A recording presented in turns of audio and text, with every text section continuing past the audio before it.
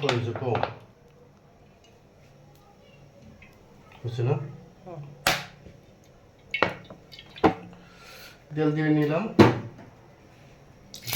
এটা করবো ডালের চচ্চড়ি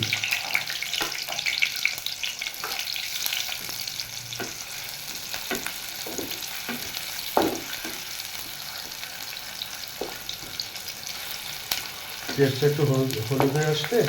তারপর বাকিগুলো দিব লবণ দিয়ে দিলাম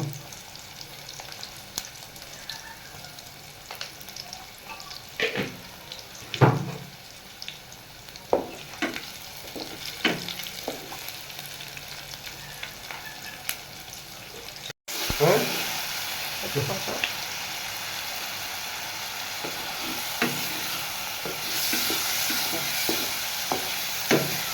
এখন পরিমাণ মতো জল দিয়ে দিচ্ছি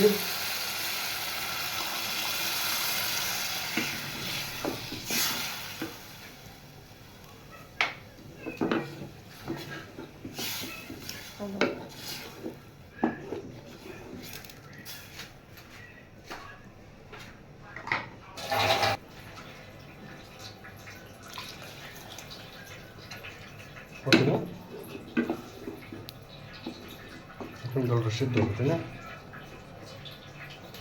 রেডি হয়ে গেল ডাল চচ্চড়ি